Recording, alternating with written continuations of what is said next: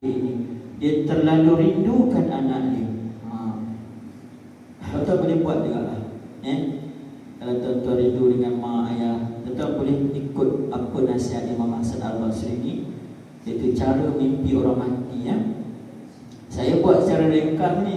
Sebenarnya tajuk mimpi ni perlu 2-3 kali kuliah, tapi malam ni saya bagi ringkas, sebab saya tak punya masa yang panjang. Okey. Kata Imam Hasan Al-Basri, kalau kamu nak mimpikan anak perempuan kamu itu, maka perbanyakkanlah berselawat kepada Nabi SAW. Jadikan selawat sebagai satu wasilah untuk kita bermimpi dengan orang yang sudah meninggal dunia. Betapa mulianya selawat ini. Mudah-mudahan Allah menjadikan dia jalan untuk kita mimpi dengan mak kita, dengan ayah yang kita sangat rindu, dengan anak kita, adik-beradik kita yang dulu sama-sama bermain, yang dulu sama-sama masak makan beramai-ramai ketika hari raya kan. Sekarang dia dah duduk di alam barzah. Maka kita nak sekurang-kurangnya melepaskan rindu bermimpi dengan dia. Tuan-tuan, Imam Hasan Al-Basri kata, perbanyakkanlah berselawat, hadiahkan untuk almarhum orang yang kita nak mimpi tersebut. Jadi si ibu ni, dia mimpi, dia selawat.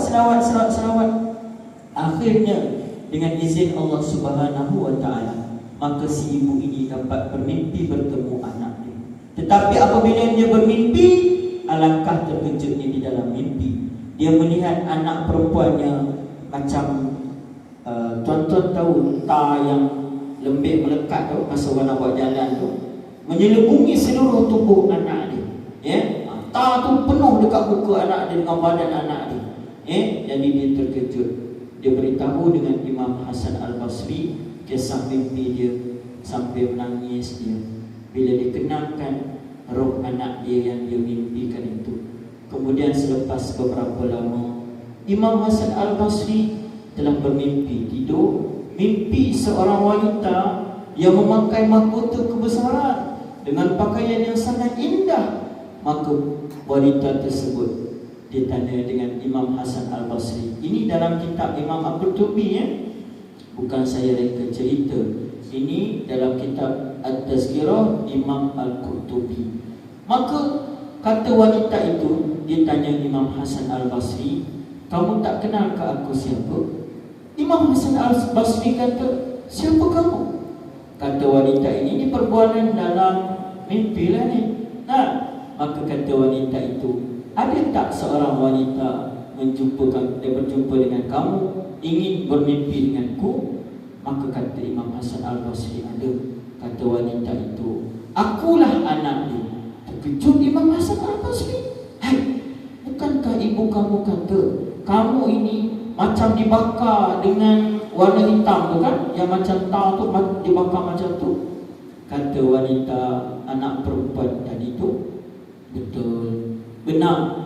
Ketika ibuku melihatku, begitulah keadaannya. Tetapi pada satu hari ada seorang lelaki naik berumah saya. Tuan-tuan buat kalau tuan-tuan pergi kubur, lalu kat kubur, tuan-tuan jangan lupa buat benda ni. Kata wanita itu, ada seorang lelaki yang dia lalu dekat kubur kami orang. Maka lelaki itu berdiri di pintu kubur.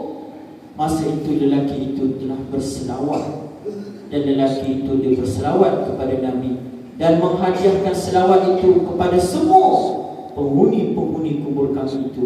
Dan ketika itu ada 600 roh yang sedang disiksa dengan kelebihan selawat yang dibaca oleh lelaki itu tadi. Allah memuliakan kami semua. Nampak? Selawat ni kepada orang mati pun mendapat fadilat, dan dia mendapat kelebihan, apatah lagi kita yang masih hidup. Perbanyakkanlah berselawat kepada Nabi SAW. Justru kalau tuan-tuan pergi kubur, ziarah kubur, banyakkan selawat. Allahumma salli ala sayyidina Muhammad wa ala ali sayyidina Muhammad. Hadiahkan untuk seluruh penghuni kubur. Allahumma salli ala sayyidina Muhammad. Tapi tuan-tuan jangan menjerit pula. Saya sudah menjerit. Yang tuan-tuan menjerit, nanti orang kata ini ajaran sesat apa ni. Selawat pada Allahumma salli ala sayyidina Muhammad wa ala Sayyidina Muhammad. Dan apabila tuan-tuan berselawat, tuan-tuan jangan lupa untuk menggandingkan selawat kepada batang tubuh Nabi sallallahu alaihi wasallam. Allahumma salli ala Sayyidina Muhammad. Dan jangan tuan-tuan lupa untuk gandingkan dengan keluarga Nabi sallallahu alaihi wasallam. Allahumma salli ala Sayyidina Muhammad wa ala ali keluarga wa ala ali Sayyidina